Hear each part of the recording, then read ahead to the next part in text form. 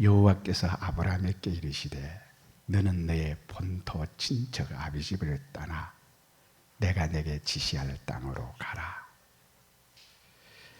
하나님께서 왜 이렇게 명령하셨을까요? 본토 친척 아비 집은 우상 섬기는 그런 민족이었고 그런 본토였고 그런 친척 아비 집이었기 때문에 그러합니다. 우리가 신앙생활을 제대로 하려면 본토 친척 아비 집을 떠나야 합니다. 본토 친척 아비 집에 얽히고 설키고 거기에 매여 있으면 우리는 신앙생활을 제대로 할 수가 없습니다. 그러면 이 아브라함의 집안 환경이 어떠했을까요? 성경에는 간단하게 언급하고 있습니다. 여호수아 24장에 가서 보면요, 그 가정에 이렇게 말을 하고 있습니다. 여호수아 24장 2절에 보면 여호수아가 모든 백성에게 이르되 이스라엘 하나님 여호와의 말씀에 옛적에 너희 조상들 곧 아브라함의 아비 나홀의 아비 데라가 강 저편에 거하여 다른 신들을 섬겼으나, 여기 아브라함의 아버지 나홀의 아버지, 나홀은 아브라함의 형님입니다. 그러니까 아브라함의 아버지 나홀의 아비 데라가 누구지요?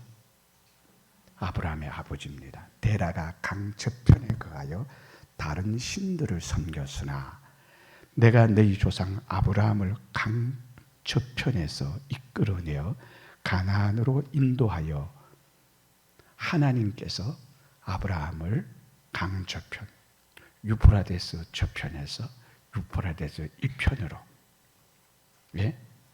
가나안 땅으로 하나님께서 인도하였다, 그렇게 말합니다. 이 아브라함의 집안이 어떠한 집안이었다는 것을 우리는 가히 짐작할 수가 있겠습니다. 오늘날에도 마찬가지예요. 이 본토 친척 아비 집을 떠난다는 것이 얼마나 버거운지 힘이 든지 모릅니다. 제주도에는 괜당 문화가 있었어요.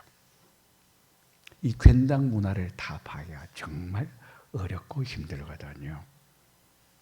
거기에 이렇게 메인 사람, 그걸 돌파하고 나오면 좋으련만 그게 잘 안 되는가 보더라고요. 제가 기도원에 갔었더니 육지 말이죠.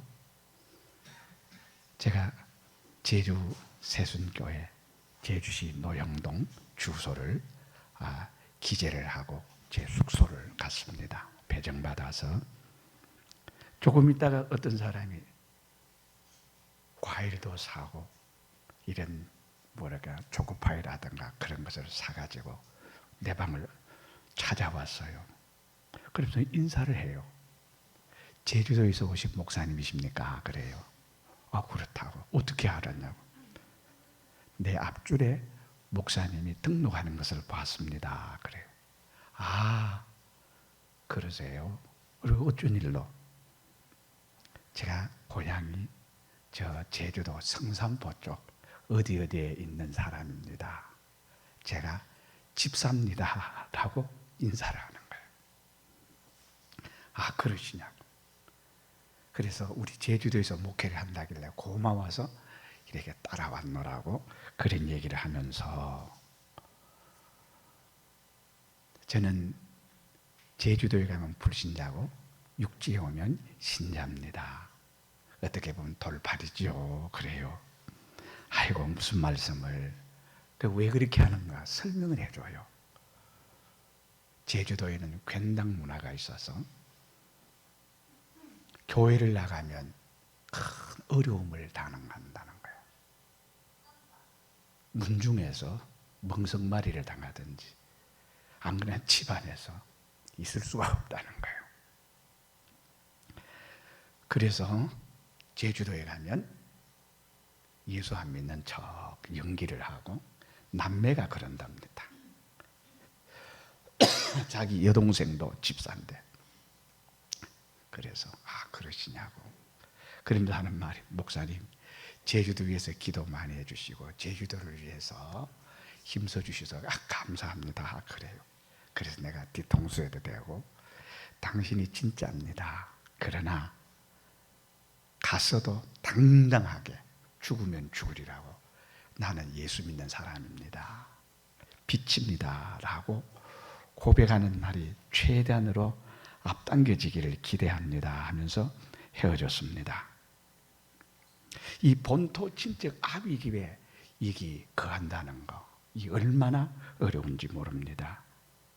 이 본토 친척 아비 집이라는 것은 기득권 속에 있는 거, 자기를 보호해 줄 수 있는 거, 자기를 보호해 줄 수 있는 게 뭐예요?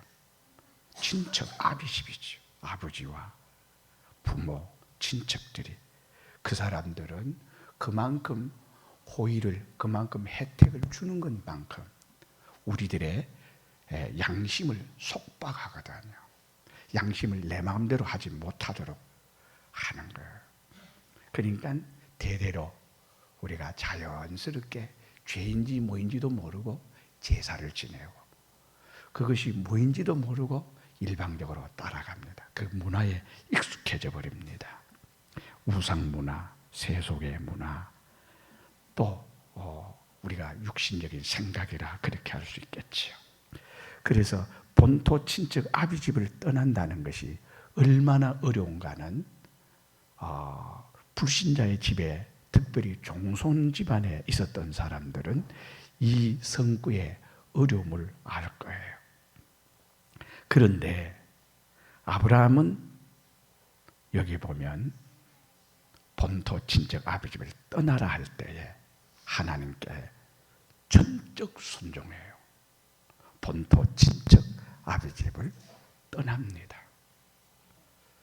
아브라함을, 그 신앙의 이치, 신앙의 원리를 우리가 깨달아야 되잖아요.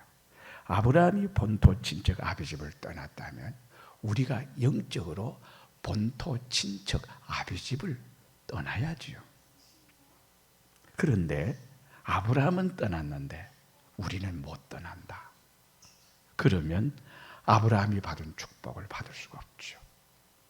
아브라함의 하나님이 나의 하나님이 되고, 나의 하나님이 내게 나를 하나님의 벗이라, 하나님은 나를 내 아들이라 말하고, 나는 하나님을 내 아버지라, 하나님에게 있어서 하나님이 독생자를 주어도 아깝지 않은 그런 아들이라, 나는 이 무한한 사랑을 받은, 물질계와 영계 창조를 나를 위해서, 우리 위해서 해주신 이 무한한 사랑의 예수님이, 하나님이 나의 아버지다.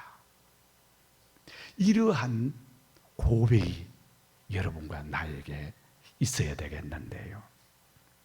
그런데 이 고백이 있으려면 본토 친척 아비 집을 떠난 용기 있는 사람이 되어야 된다는 거예요. 그리고 본토 친척 아비 집을 떠났을 때에 하나님이 어떻게 역사하는가를 여러분들이 경험해야 돼요. 체험을 해야 돼요. 성경의 이론으로, 머리로 믿는 믿음이 되어서는 안 됩니다. 거기에 머무르면 안 돼요. 관념적인, 추상적인 믿음은 여러분에게 아무런 효과를 내지 못해요. 행해야 되는 거예요. 본토 친척 아비 집을 떠나라 할 때 떠나는 것이 믿음이거든요. 주저주저합니다. 망설입니다. 안 떠나요. 열왕기상 18장 21절에 보면 너희가 어느 때까지 두 사이에서 머뭇머뭇하려느냐, 주저주저하려느냐, 여호와가 만일 하나님이면 그를 쫓고 바알이 만일 하나님이면 그를 쫓을지니라. 여러분들은 세속을 쫓습니까? 우상을 쫓습니까? 하나님을 쫓습니까? 언제까지 망설이겠습니까? 여호수아 24장에도 보면 여호수아가 너희는 택하라. 나와 나의 집은 오늘날 여호와만 섬기기로 작정하였노라. 결단하였노라. 오늘 여러분들이 결단하십시오. 또 결단만 해서도 안 돼요. 일본의 어떤 중년 작가가 지은 책의 제목이 바보는 결심만 한다라는 책 제목이 있더라고요. 결심만 하고 그대로 살지는 않아요. 우리는 결심도 하고 그리고 순종해야 됩니다. 그러하면 믿음은 바라는 것들의 실상이요, 믿음은 보지 못하는 것들의 증거니, 믿음은 실상을 보게 돼야 돼요. 하나님의 실체를 경험하게 되고 증거를 보게 된다는 거예요. 안 믿을래야 안 믿을 수가 없습니다. 양나선 집사님이 기도할 때 믿음에서 믿음으로, 믿음에서 믿음으로 라고 했습니다. 내가 순종했던 그 순종이 효과를 내고 그 효과가 효력을 본 후에 내가 그 다음 믿음이 생겨지고 그 믿음이 또 순종을 할 때 더 많은, 더 엄청난, 더 깊은 경험을 통해서 이 믿음이 향상되고 성숙하게 되는 거예요. 그래서 나중에 바울 같은 그러한 믿음에 도달하게 되는 거지요. 나는 오늘 여러분들이 본토 친척 아비집을 떠나게 되기를 바랍니다. 여기 보면 갈대아 우르에서 아브라함의 하라는 그 아비 데라보다 먼저 본토 갈대아 우르에서 죽었더라. 아브라함과 나홀이 여기 나오는데요. 데라가 그 아들 아브라함과 하란의 아들 손자 롯과 그 자부 아브라함의 아내 사레를 데리고 갈대아 우르에서 떠나. 갈대아 우르에서 가나안 땅을 오려면 강을 건너야 돼요.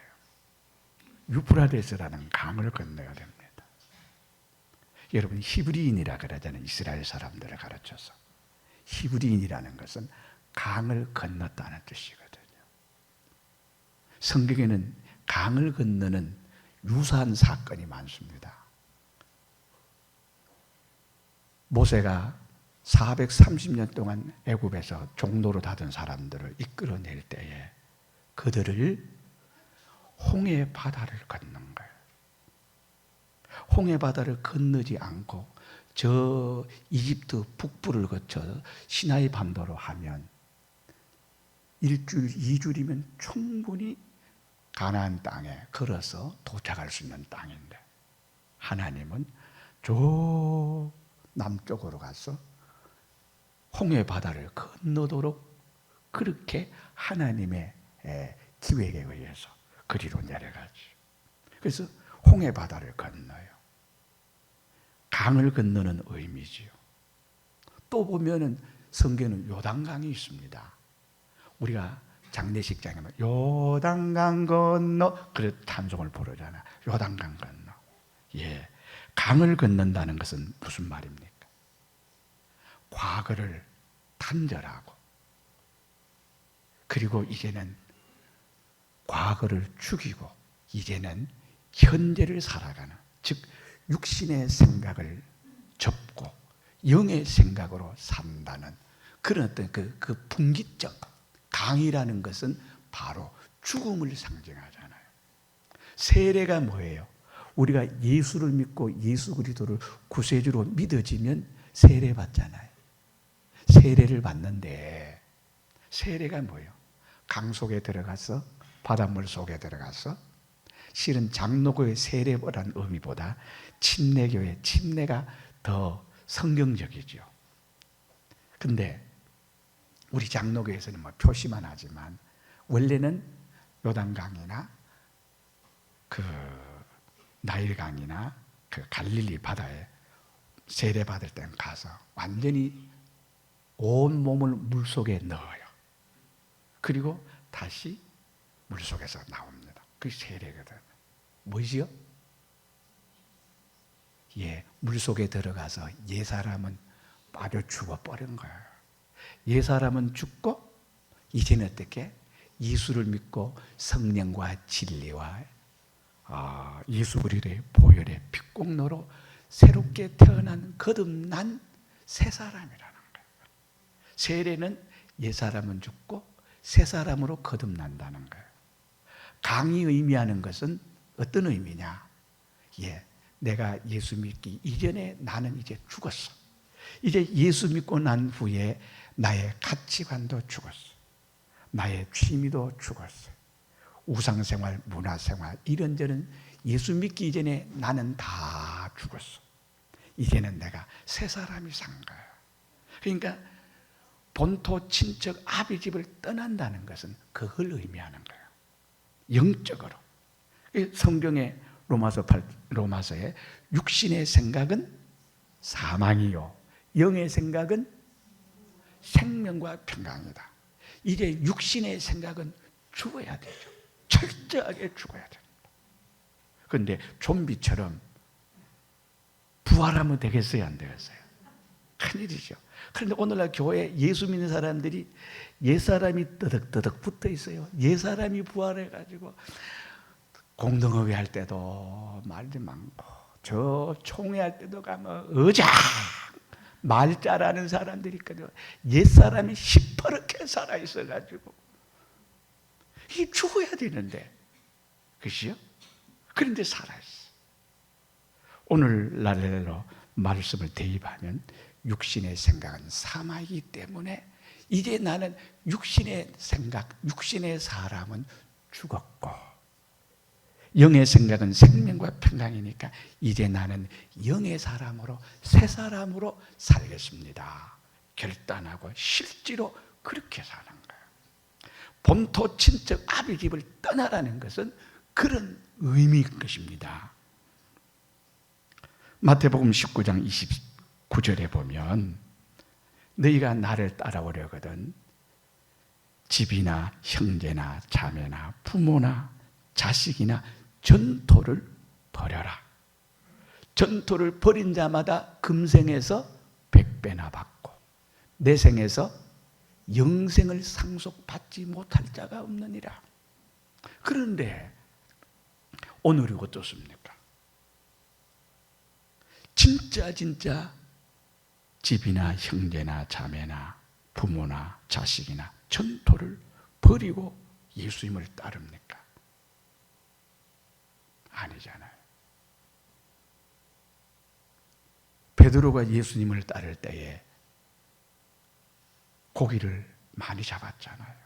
그러면 고기를 시장에 내다 팔고 그 돈을 계산해서 아버지 부모님께 인수인계를 다 하고 부동산 정리를 다 하고 가족도 어떻게 하든지 정리정돈하고 따르면 좋으련만 너무나 철딱선이 없게시리 내가 너로 사람 낚는 어부되게 하리라. 나를 따르라. 그러니까요.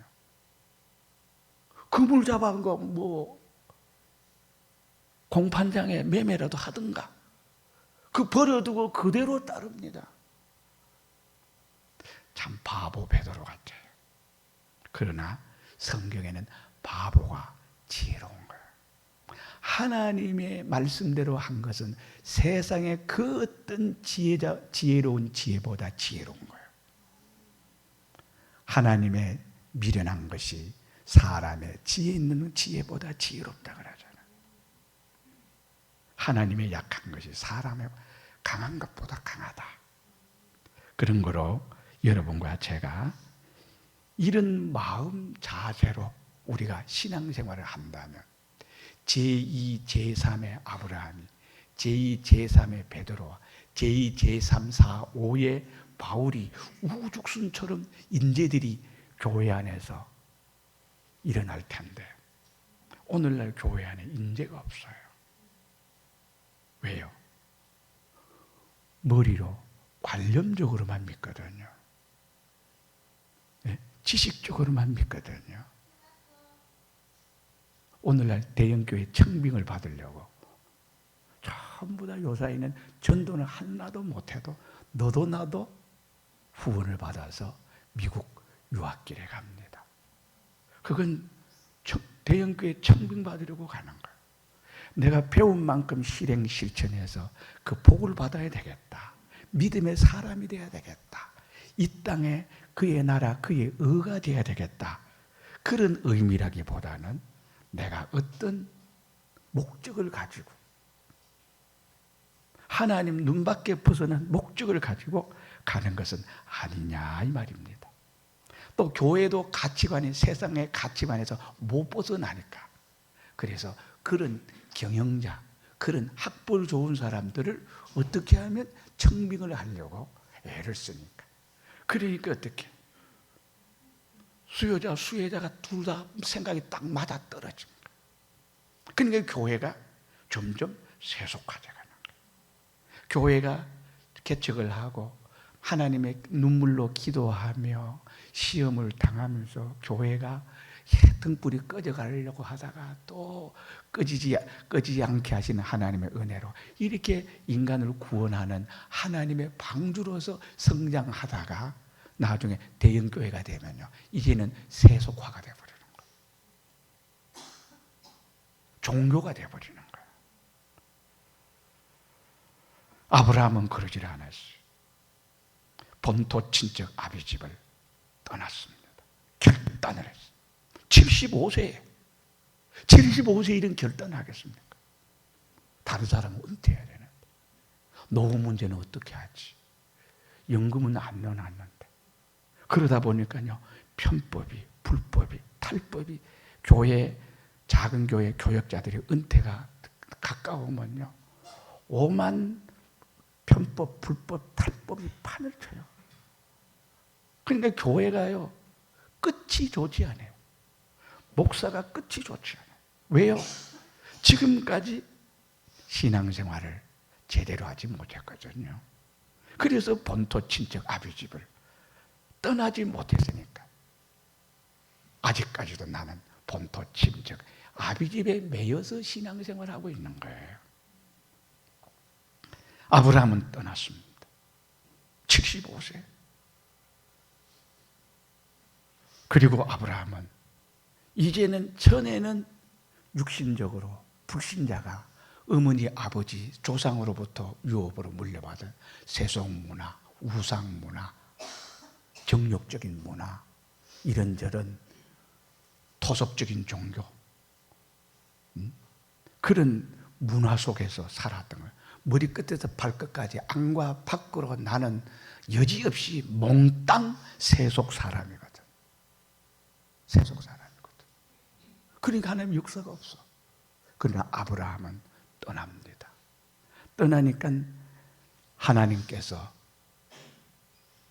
가나안 땅에 떠나서 도착을 딱 순종이 완료되니까 하나님이 나타났어요. 7절에 여호와께서 아브라함에게 나타나 가라사대 내가 이 땅을 내 자손에게 주리라 하신지라.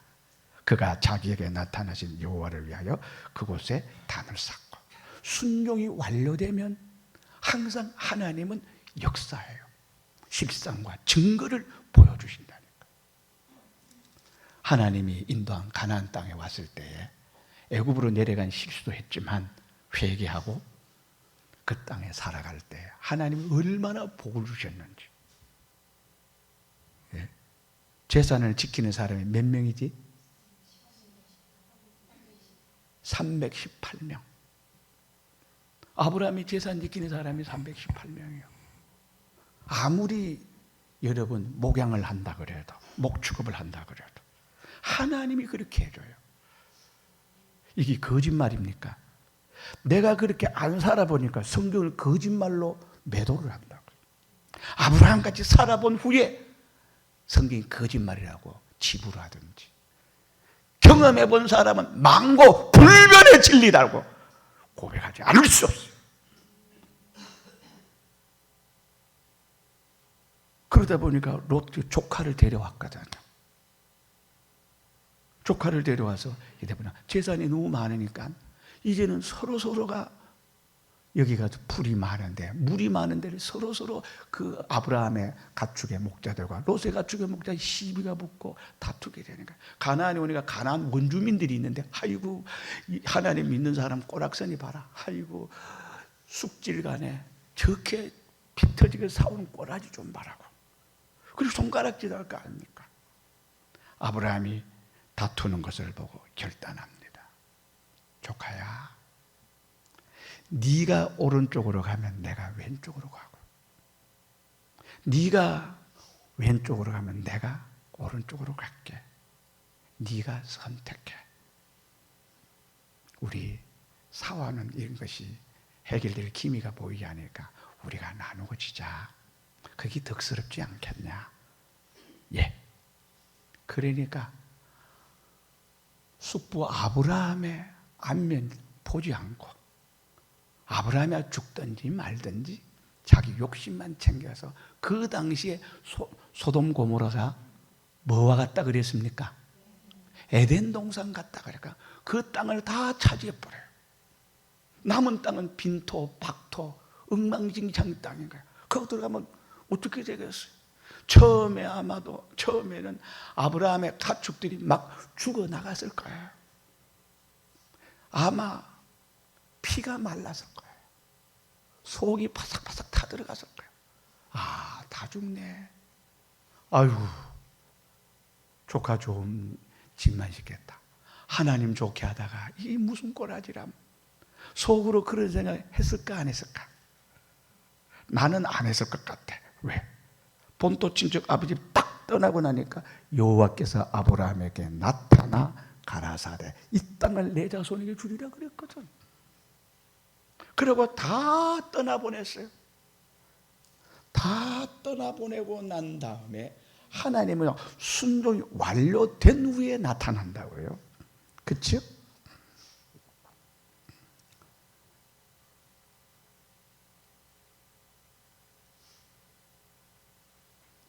13장 14절에 보면 롯이 아브라함을 떠난 후에 여호와께서 아브라함에게 이르시되 너는 눈을 들어 너 있는 곳에서 동서남북을 바라보라.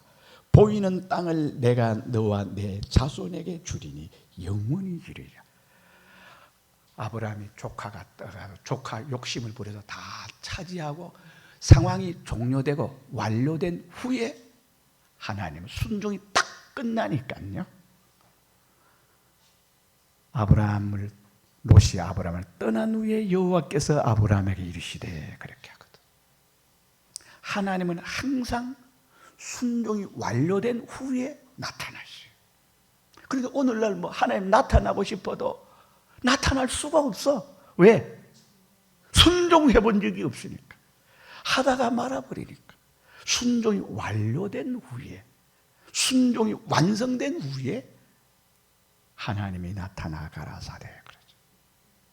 항상 아브라함에게는 하나님께서 그렇게 한 것을 볼 수가 있습니다. 저 같으면 어떻게 했을는지 모르겠는데 아브라함이 조카가 이제 제갈 것 같습니다. 처음에는 고생도 많이 했을 것 같아요. 피가 마를 것 같아요. 그런데 거기에 전쟁이 회오리가 불기 시작했어요. 5대 연맹국, 4대 연맹국 간에 싸움이 벌어졌는데 여러분 5대 연맹국에 속한 이 소돔 고모라 땅, 조카 롯이 거기 속해 있었거든요. 4대 연맹국에게 전쟁에 패해버렸습니다. 이 5대 연맹국이 4대 연맹국에 패함으로 말미암아서 롯의 전 재산, 전 부동산이 다 강제 몰수를 당하고 롯도 포로로 잡혀갔다. 아브라함이 그 얘기를 들은 후에 자기의 아래 사람 318명을 거느리고 그 전투에 참여합니다. 318명과 4대 연맹국과의 전쟁이 치열하게 벌어져요. 그리고 하나님께서 아브라함에게 그 전쟁에서 4대 연맹국을 완파해서 대승을 거두게 합니다. 그런 후에 아브라함은 뭐라고 합니까? 아브라함은 성경에 보면요, 신들매 하나라도, 실 한 털이라도 내가 취하지 않겠다. 왜요? 내가 이 전리품을 갖게 되면 소돔 왕 때문에 아브라함이 부자가 됐다, 하나님 때문에 부자가 됐는데 하나님의 영광을 가리울까 해서 나는 실오라기 하나라도, 그리고 신들매 하나라도 취하지 않겠습니다. 다만 요구한 것이 있어요. 11조는 내놔라. 하나님이 이 전쟁에 승리를 주셨기 때문에. 그리고 그 전쟁에 참여한 사람들의 양식은 내놔라. 그렇게 했거든. 그러고 나니까 또 하나님이 그 순종 완료됐을 때에 하나님이 또 나타나요.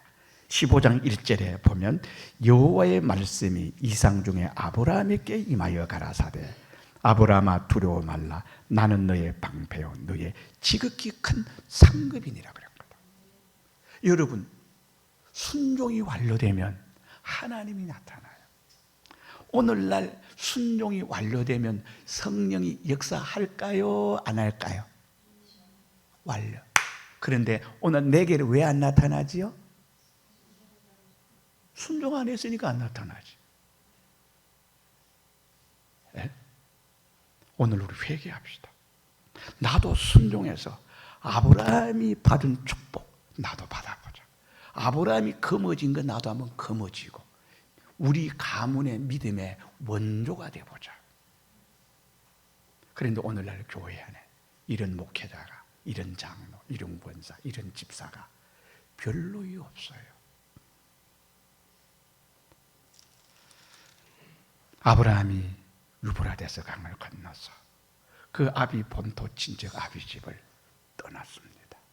떠날 때에 그는 목숨을 내건 결단입니다.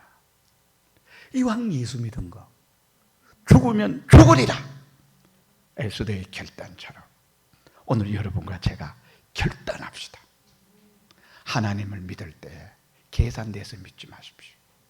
주판을 튕겨가면서 입을 뒤집어 쓰고 온갖 상업적인 수단을 다 발휘하지 말고 하나님 앞에서 순종하는 여러분과 제가 되기를 바랍니다. 내가 내게 지시할 땅으로 가라. 떠나야 지시할 땅으로 가지. 지시할 땅으로 가는 게 뭐예요? 떠나는 것은 육신의 생각을 버리는 것이 오늘날의 본토 친척 아버지 떠나는 거예요. 오늘날에 내가 내게 지시할 땅으로 가는 게 뭘까요? 영의 생각은 생명과 평강이다. 하나님의 말씀을 믿으면서 믿음으로 또박 확실하게 분명하게 우리가 예수를 믿어야 된다고요. 똑똑한 사람은 예수 잘 못 믿어요.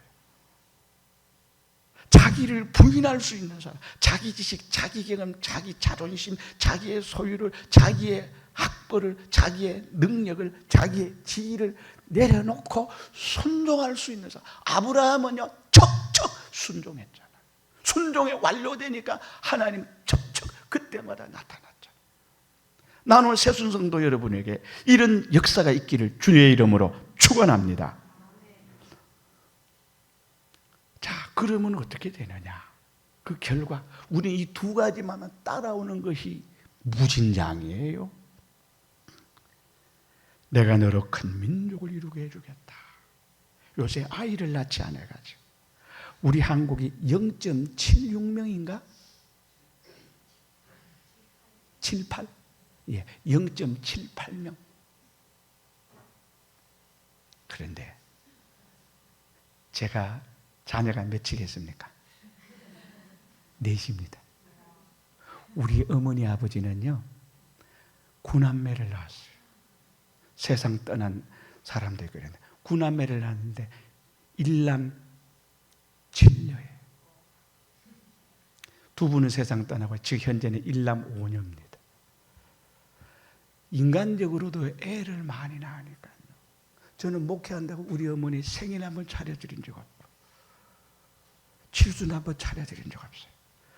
육지에는 딸내미들이 딸이 효자 노릇합니다. 아들, 딸 구별 말고요. 요새는 딸 구별해서 낳으시기를 바랍니다. 이거는 성경적인 말이 아니니까 취소. 자, 어쨌든지 간에 여러분, 자녀를 많이 낳아야 돼. 장로님 넷, 장성호 집사 넷, 오기로 집사님 셋, 이정삼 집사님 둘. 기본이 둘은 돼야 되지. 그래야 이 인류를 유지할 거 아닙니까? 내가 너로 큰 민족을 이루게 되리라. 이런 육신적인 민족도 이룰 뿐 영적인 민족을 이루어야 되겠어요. 그래서 교회가 커져야 돼요. 교회가 커져야 돼. 나는 오늘 어떻게 사모님이 아이고 우리 친구가 교회 한 9명 돼 한 10명 정도 나려. 우리 교회에 앉을 자리가 없는데 일을 어떻게 돼? 우리 교회 다 앉았네요. 어쨌든지. 근데 우리 교인들이 결석을 하셨나? 어쨌든지 간에 교회도 어떻게 합니까? 믿음의 사람들이, 아브라함의 사람들이, 아브라함이 하나님께로 무슨 축복을 받아야 네 자손이 별처럼 바다에 모래알처럼 많게 해주리라. 그대로 되잖아요. 큰 민족 이루는 하나님, 이거는 우리가 이거 본토 친척 아비 떠나는 순종하나, 내가 내게 지시할 땅으로 가는 순종하나, 우리 신약 용어로 말하면 육신의 생각을 버리고 영의 생각으로 살게 되면 하나님이 이 역사를 해주는 거예요. 내가 하는 것이 아니고 하나님이 축복하시는 거예요. 우리는 내가 노력해서 알뜰살뜰 예금하고 저축해서 근면금소하게 살아서 부자 되는 거, 그 생활도 있어야 되겠지만 성경은 보면 하나님 축복하시는 거예요.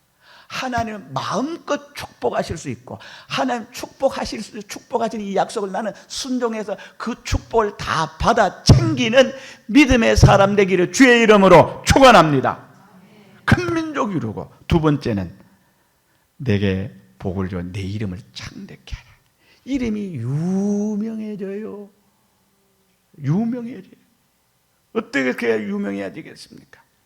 이순신, 여러분 거북선을 가지고 임진왜란과 어떻게 일본이 철군할 때까지 어떻게 바다를 제패한 우리의 참 구국의 영웅 이순신이라 그러잖아요. 그 이순신이라는 이름 속에는 이순신은 업적이 다 따라다녀, 이력이 따라다니잖아요. 내 이름을 창대케 한다는 것은 네가 하는 일마다 네가 믿음으로 사는 것을 하나님이 축복해 주신다는 거거든. 이 축복 받으시기를 바랍니다. 이 축복 받으려면 어떻게 해야 돼요? 두 가지 하면 돼. 본토 친척 아비 떠나고 내가 내게 지시할 땅으로 이 강을 건너야 돼. 이 죽음의 강을 건너야 돼. 여러분, 예수 믿고 나서는 나는 죽었다 하고 나는 새 사람으로 살아. 예수 믿고 세례받을 때 뭐예요? 물속에 들어가서 나는 철저하게 죽어야 돼. 이제는 철저한 새 사람으로 살아나서 누가 옆에서 유혹을 하든지, 누가 옆에서 압박을 강하고 핍박을 가하고 환난을 가하고 내게 어떻게 음녀가 금잔에 포도주를 가지고 내게 유혹을 하든지, 일곱 머리 10뿔 가진 머리가 7이니까 얼마나, 하나만 해도 천재인데 머리가 7개 달렸으면 그 이상의 천재가 어디 있겠습니까? 10뿔, 뿔이 하나라도 뿔이 힘을 상징해. 뿔이 10개면 어떻게 합니까? 힘의 완전성을 상징하는 말이 10뿔이라 그러잖아요. 그런 거 다 이길 수 있어요. 그 다음, 너는 복의 근원이 될지라. 복의 근원이 되게 해준다. 여러분, 이 복 꼭 받읍시다. 예수 믿고 나서 당당해야 돼요. 어깨가 쫙쫙 펴져야 되죠. 자신감이 철철 넘쳐요. 아브라함이 이 복 받고 나서는 그렇게 해서 안 그럴게요. 순종하고 나면 하나님 나타나지. 순종하고 나면 하나님 약속 주지. 순종하고 하나님 성취 주지. 순종하고 나면 실상과 증거 되어 주지. 순종하고 나면 하나님 전지전능하신 하나님 나를 밀어주고 응원해주고 협조해주고, 내가 너의 여호와는 나의 목자라 그러잖아. 복의 근원이 됩니다. 복을 주실 때 다른 사람을 통해서 주시지 않고 나를 통해서 주셔요. 그러니 꼭 내가 주는 것 같아. 실은 누가 줘요? 하나님이 주시잖아요. 여러분이 여러분 없으면 일 못한다, 그 정도가 돼야 돼. 바울이 없었으면 하나님이 그 당시 일을 어떻게 하셨겠어요? 다윗을 만나는 내 마음에 꼭 합한 자라. 여러분 하나님 마음에 꼭 드는 여러분 되십시오. 아브라함이 그러냐? 아브라함은 나의 친구라 그랬잖아요. 너를 축복하는 자에게는 내가 복을 내리고, 나를 응원해주고 나 지지해주고 나 성원해주고 그 사람 편이 돼주면요, 하나님이 그 사람 편 돼주겠다는 거예요. 그러니까 아브라함을 도와주기만 해도 복 받는다는 거예요. 그 다음, 너를 저주하는 자에게는 내가 저주하리니 땅의 모든 족속이 너를 인하여 복을. 여러분, 나 저주하면요, 저주 나한테 하나도 안 와요. 그런데 나 저주하는 사람만 저주받아. 그 사람들이 나 저주한다고 저주가 되나? 귀신마귀 사단이 나 저주한다고 저주가 오나? 예수 그리스도의 대속이, 성령이 계시는데, 하나님이 계시는데 하나님이 탁탁탁 막아주죠. 예? 나를 저주하는 자는 하나님이 그 사람 저주해버려. 예? 롯이 아브라함에게 있을 때 축복받았지. 롯이 아브라함 떠나고 나니까 소돔 고모라 유황 불비를 맞아서 얼마나 비참해졌습니까? 음란의 조상이 되지 않았습니까? 하나님 의인 떠나면요 다 안 돼요. 요셉이 집안에 있을 때는 그 집이 복을 받았고, 요셉이 보디발의 집에 가니까 그 가정이 복을 받았고, 요셉이 감옥 가니까 감옥이 복을 받고, 요셉이 애굽에 가니까 7년 풍년과 7년 흉년에 어떻게 그 해를 하나도 보지 않는, 여러분들 이런 사람이 되어야 됩니다. 이 사람이 시집가는 그 집안이 회개해서 그 집안이 천국이 되고, 그 사람이 그 직장에 들어가 직장이 변화되고, 그런 사람이 우리 교회에 있으니까 그 사람으로 말미암아 1000명, 10,000명 있는 교회보다 확실한 한 사람, 순종하는 한 사람이 있으니까 그런 사람 되잖아요. 복을 얻을 것이니라 하신지라. 여러분, 새순성도 여러분, 순종합시다. 통성으로 기도합시다. 하나님 아버지,